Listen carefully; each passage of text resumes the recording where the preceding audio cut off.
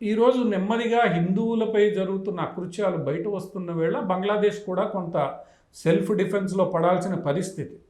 హిందువులు ఈరోజు రోడ్డు మీదకి వచ్చారు. ఇక్కడ మనం 2-3 సినారియోలు ఆలోచిద్దాం. ఇక్కడ జరుగుతున్న అరాచకాలన్నీ ఈరోజు ప్రపంచానికి తెలుస్తున్నాయి. ముస్లింలు ఎలా ప్రవర్తిస్తారు, నిన్నటిదాకా స్నేహితులుగా ఉన్న వాళ్ళు కూడా ఎలా ప్రవర్తిస్తారు అనేది ఈరోజు భారతదేశం అంతా చూస్తోంది. సోషల్ మీడియాలో ప్రపంచమంతా చూస్తోంది. సో భారతదేశంలో ఉన్న హిందూ ముస్లింల మీద కూడా ఇది ప్రభావం పడుతుంది. రేపు కొంతమేర హిందువులు కూడా ఇక్కడున్న ముస్లిమేతర జనాభా ఏదైతే ఉందో అది అర్థం చేసుకునే ప్రయత్నం చేస్తోంది. మనం పూర్తి వివరాలకు పోకపోయినా కొంత అర్థం చేసుకుంటుంది. రెండవ సినారియో ఇది జరుగుతుందా లేదా అన్నది మనం పక్కన పెడితే, ఒక ఊహాజనితమైన సినారియోని మనం ఆలోచిస్తే 18% హిందువులు. ఆ 18% హిందువులకు భారత్ మీరేదైతే ప్రాక్సీ వార్ల పేరుతో భారతదేశం మీద కుట్ర పన్నే ప్రయత్నం చేస్తున్నారో, భారత్ అదే ప్రయత్నం ఈ 18% హిందువుల్లో 2% తనకు అనుకూలంగా మలుచుకొని చేస్తే ఈరోజు బంగ్లాదేశ్ పరిస్థితి ఏమిటి అంటే, ఇక్కడ నేను ఒక సినారియో, ఇది చాలా హైపోథెటికల్ సినారియో, జరుగుతుందా లేదా తర్వాత, కానీ ఎల్టీటీఈకి ముందు ఇందిరాగాంధీ మద్దతు ఇచ్చి ఏదైతే జరిగిందో అటువంటి సినారియో భారత్ ఈరోజు మరో ముక్తి వాహినిని అక్కడ క్రియేట్ చేసి మీరు చేస్తున్న అకృత్యాలకు వ్యతిరేకంగా వెనక నుండి రహస్యంగా మద్దతు ఇస్తే మీ బంగ్లాదేశ్ పరిస్థితి ఏంది? మీరు ఉల్టా ఆలోచిస్తున్నారు, నేను ఇంకో రకంగా ఆలోచిస్తున్నాను. ఇప్పుడు బంగ్లాదేశ్ని అడ్డం పెట్టుకొని భారత్లో మేము అస్థిరత చేస్తామని మీరేదైతే అంటున్నారో అదే వ్యూహాన్ని భారతదేశం అనుసరిస్తే 18% తక్కువ జనాభా ఏం కాదు. ఆ 18%లో 1% చేరదీసి ఆ 1% గొరిల్లా యుద్ధం వైపు మళ్లించి భారతదేశం కానీ ప్రాక్సీ వార్ స్టార్ట్ చేస్తే బంగ్లాదేశ్ పరిస్థితి ఏమిటి?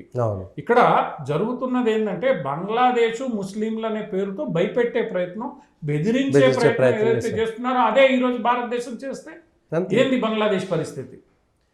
చుట్టూ బోర్డరు అమెరికా తీసుకొచ్చి మీరు పెట్టుకోండి బంగ్లాదేశ్లో, ఏమవుతుంది? గెరిల్లా యుద్ధానికి సహాయం ఇవ్వడానికి భారతదేశానికి చాలా అనుకూలతలు ఉన్నాయి. బంగ్లాదేశ్కి అన్ని అనుకూలతలు లేవు. ఒకవేళ భారతదేశం కూడా ఇలానే మీతో వ్యవహరిస్తే, ఏదైతే మహమ్మద్ యూనస్ గారు బెదిరించారో ఆ బెదిరింపుకి వ్యతిరేకంగా మేము ప్రాక్సీ వార్ స్టార్ట్ చేస్తే ఏమవుతుంది? భారతదేశ రక్షణ శాఖకు ఇచ్చిన దాంట్లో 1% నిధులు 1% ప్రాక్సీ వార్ కేటాయిస్తే ఏమవుతుంది? బంగ్లాదేశ్ ప్రశాంతంగా ఉండదు. బంగ్లాదేశ్ ముస్లింలు ప్రశాంతంగా ఉండరు. బంగ్లాదేశే ప్రశాంతంగా ఉండదు. బంగ్లాదేశ్ లో అమెరికా రాని, పాకిస్తాన్ రాని, ఎవరైనా రాని అంతర్యుద్ధం తప్పని పరిస్థితి ఏర్పడుతుంది.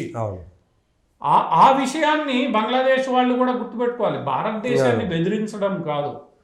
మహమ్మద్ యూనస్ గారు మాట్లాడిన తీరు, మేము ఎవరైతే ఇక్కడ ప్రజలు ఎన్నుకుంటారో వాళ్ళు ఆ ప్రజలు భారతదేశంతో మంచిగా ఉండాలని కోరుకోవాలి. మీరు కోరుకోకపోతే మాకు కోరుకోవాల్సిన అవసరం లేదు.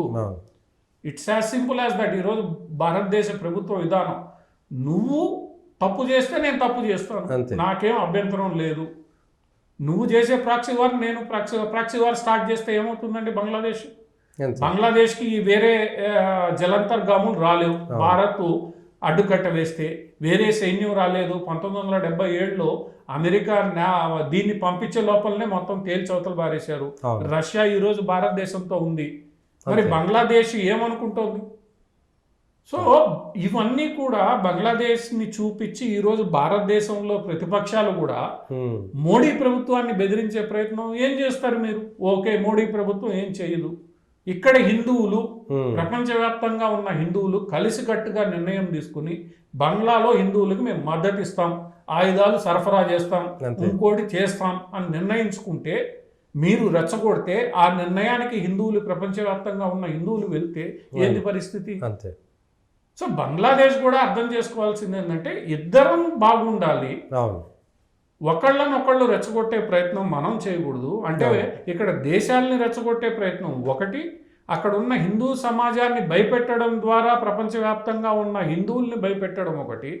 వీళ్ళు చేస్తున్న ఈ పని ఈరోజు హిందూ సమాజం కూడా మేల్కొని ఉంది. ఈరోజు ప్రపంచవ్యాప్తంగా వస్తున్న మద్దతు ఏదైతే ప్రాక్సీ వార్ మద్దతుగా మారిందంటే, ప్రపంచవ్యాప్తంగా ఉన్న హిందువుల మద్దతు, ఏమవుతుంది బంగ్లాదేశ్ పరిస్థితి?